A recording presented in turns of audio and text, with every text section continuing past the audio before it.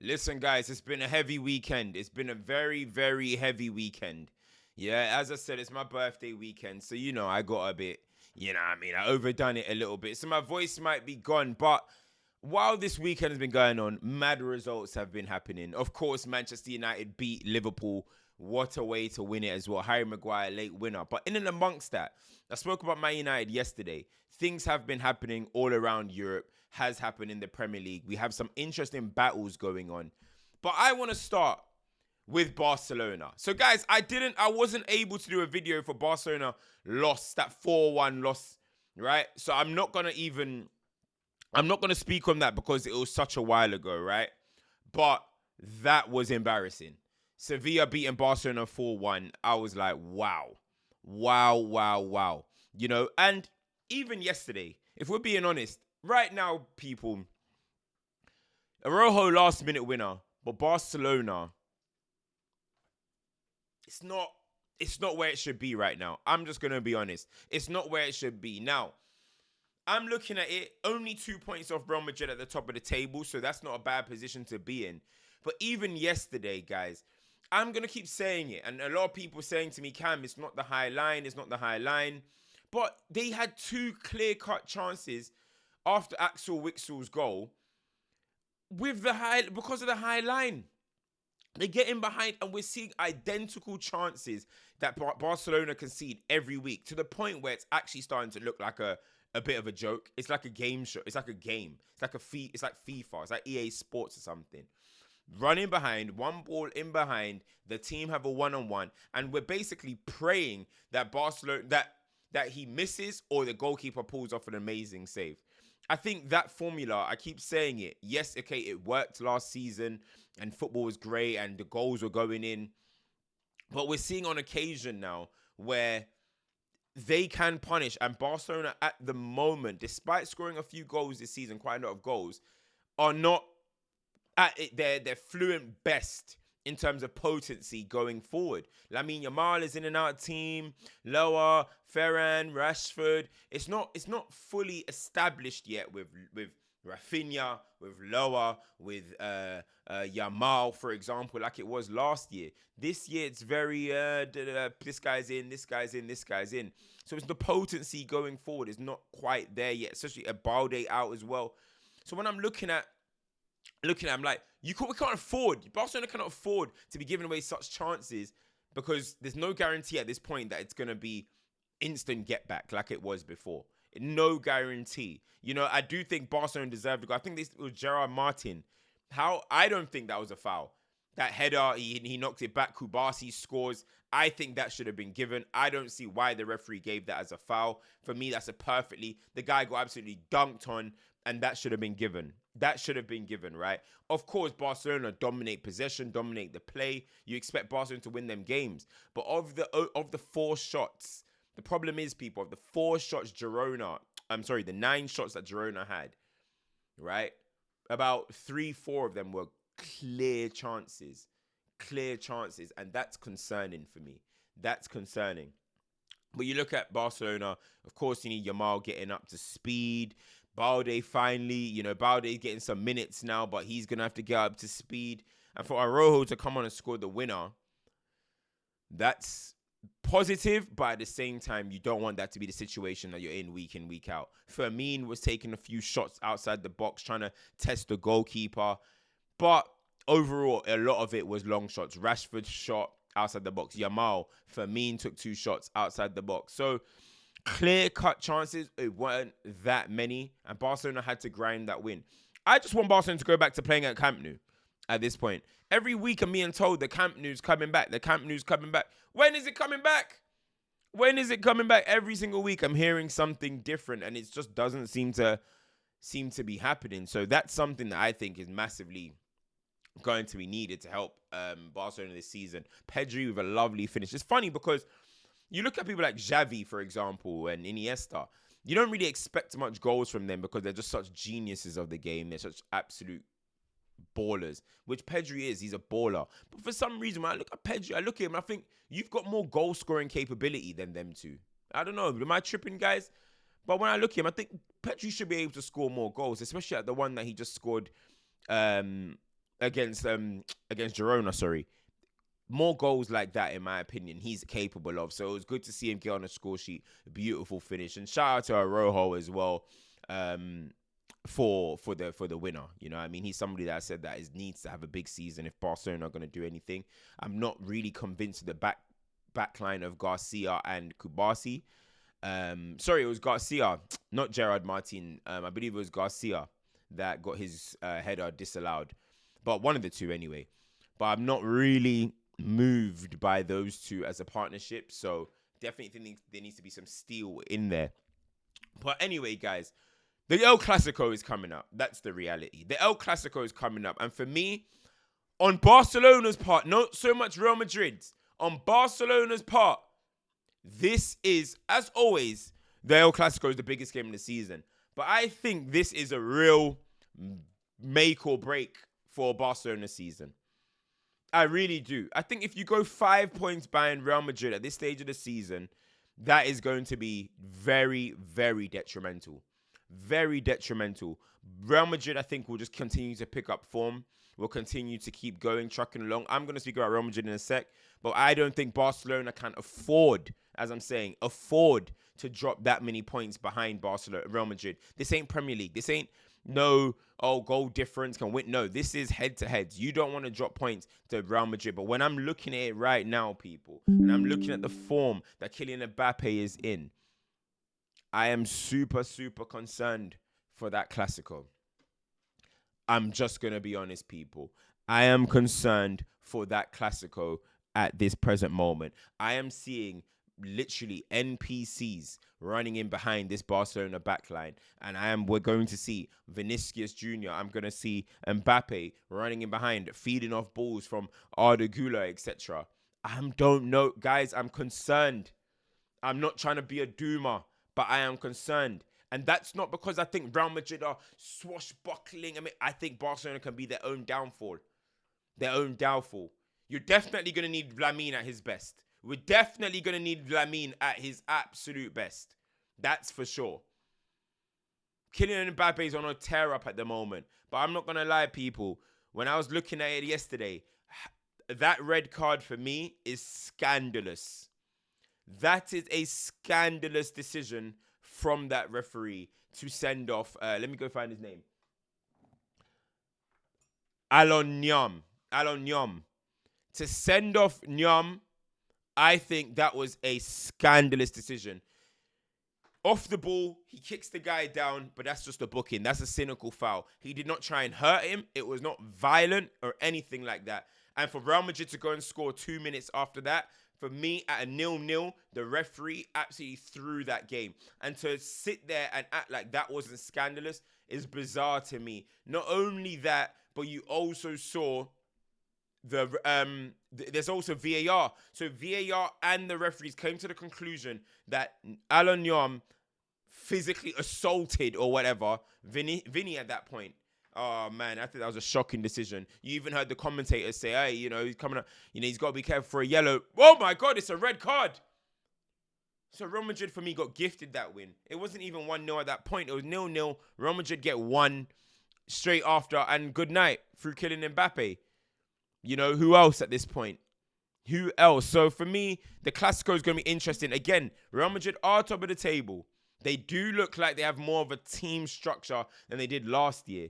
But I still don't think to myself, oh my God, Real Madrid are so good. They're so unbeatable. I don't look at them like that. So it's game on.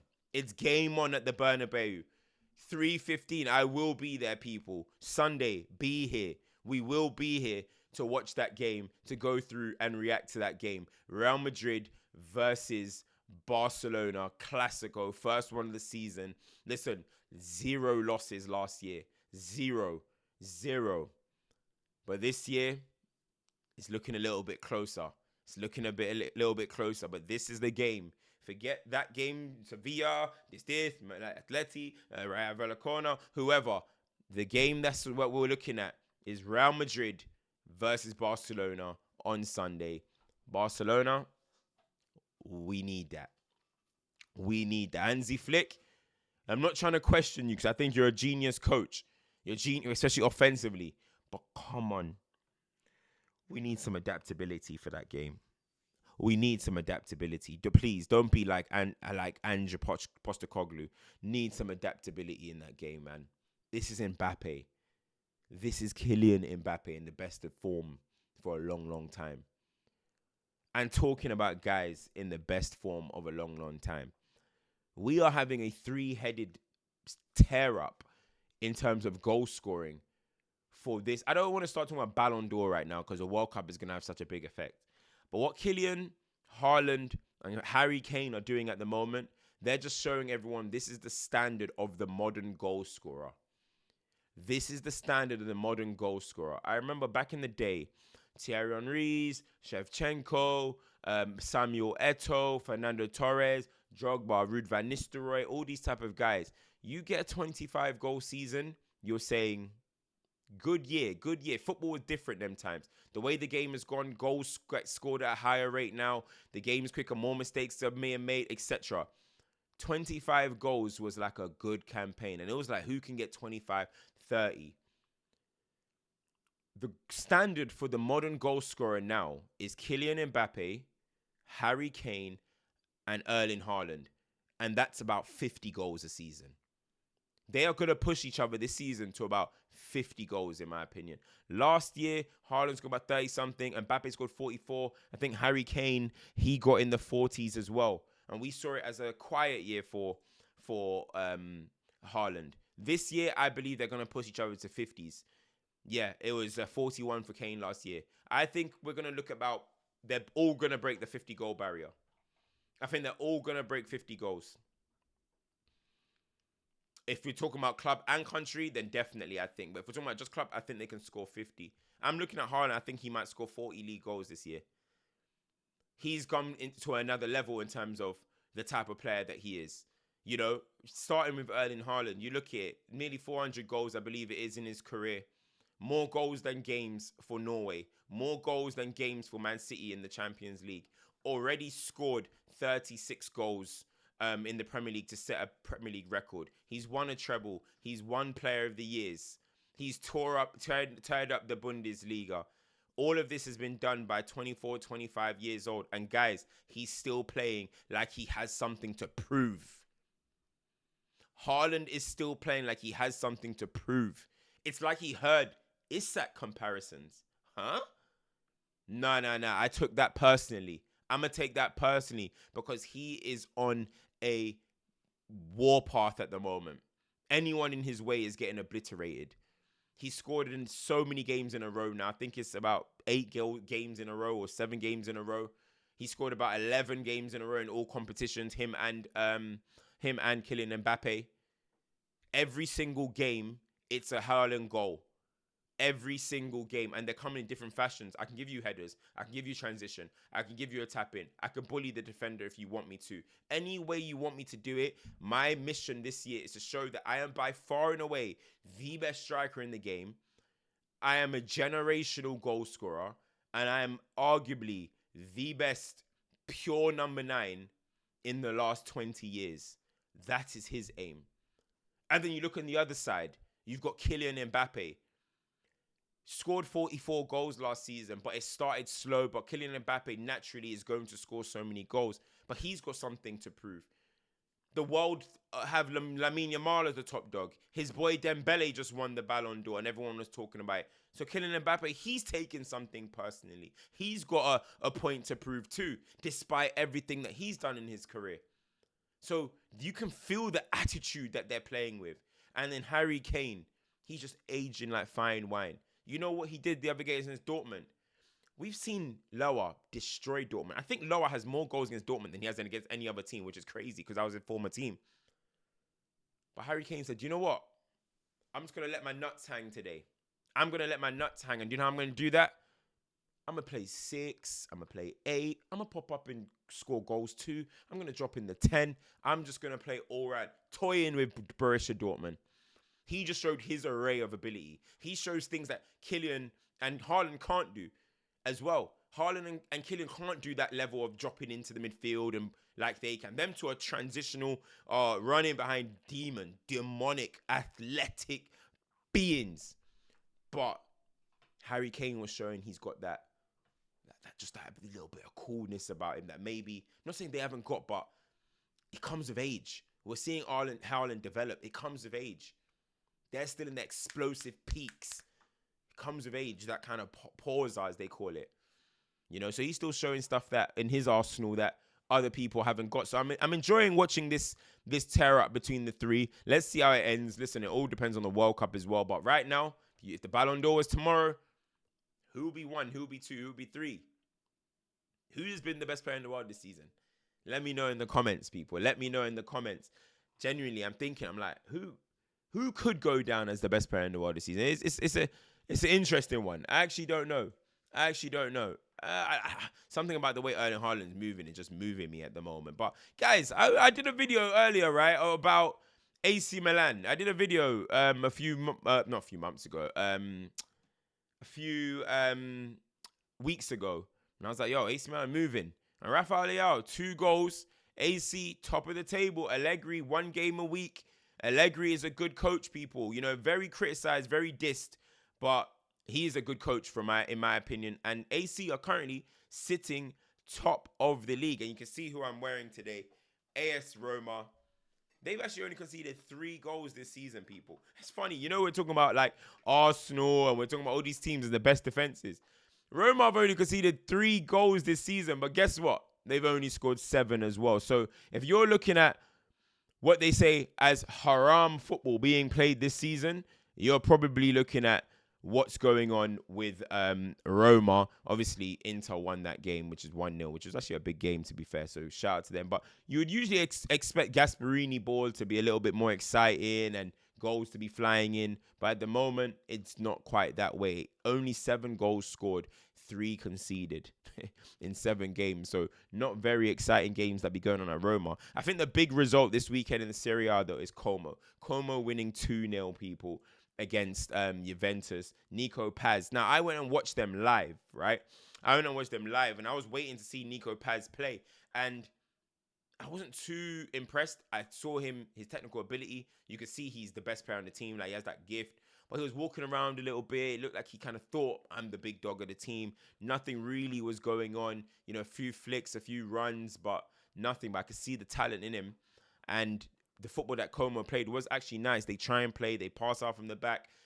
And they got a big result against Juventus. And Fabregas is quickly building his name as one of the best young coaches in football. I'm very interested to see where Fabregas' next move is going to be. Let me know where you think you can see Cesc Fabregas, guys. Let me know. That is going to be quite an interesting one. I do think he's going to be hot property, you know. Can he potentially one day manage Arsenal? Can he potentially one day manage one of his former clubs, Barcelona or Chelsea? Or that is probably in his vision. That is probably in his plan. You know what I'm saying? The way Arne Slot's moving right now, you might be moving to the fucking Liverpool. Do you know what I mean? But guys, not much else, you know, went on in the Premier League. Obviously, Chelsea got their win. Bournemouth with a big win as well. But not much in the Premier League or other world football, if I'm mistaken. Actually, I did watch the PSG game. And I was like, what the hell are PSG doing against Strasbourg? But I want to give a shout out to Strasbourg and Liam Rosinha as well. I like what he's doing over there. You know, I think Strasbourg were looked at meant to be like just some feeder club, not really do much, develop some players for Chelsea and then eventually get signed. But they play good football. They get involved. And I can't lie, they were actually on to PSG for quite a while of that game. And 3-3, obviously, Mayulu scores the late equalizer. I was watching that and I was like, Fairs. I was impressed with Strasbourg. That might be a team that I got to keep my eye out on more. But guys, let me know who's the best player of this week. What's the stories that you guys have picked up on this week in European football? Like, share, subscribe, turn your notifications on. Remember, FCM are up for best show/podcast of the year. Please, guys, if you can just go click on the link in the comments and vote for the podcast of the year. FCM, the only sporting podcast there. That's my pod. Guys, like, share, subscribe, turn your notifications on. It's your boy, CultureCams. And tomorrow, we have Champions League football, right? We have Champions League football back tomorrow. Barcelona, Olympiacos. I'll be doing a reaction to that, people. So make sure you guys are there. I'll probably do a reaction for that about 7 o'clock when the game ends. Newcastle, Benfica, PSG. Not really any big games, to be honest. Oh, Atletico v Arsenal is a big game. So that's good. You know, Real Madrid, Juventus on Wednesday. So it's Champions League week. But if you are a basketball fan, I will also drop the link. Playback.com. I am going to be back on Playback to watch tomorrow night. OKC versus the Rockets. Opening night. Opening night. We'll be there live at midnight, I believe it is, to watch ring night for my boys, OKC. The basketball season started. I'm going to be doing a lot of streams through the regular season, and we're going to go all the way into the playoffs. Guys, please, if you're a basketball fan and you want to support that, please go and follow my Playback at just playback.com/CultureCams. Big up you guys, man. Always love. Road to 60K. Let's do this together. I'm out. Peace.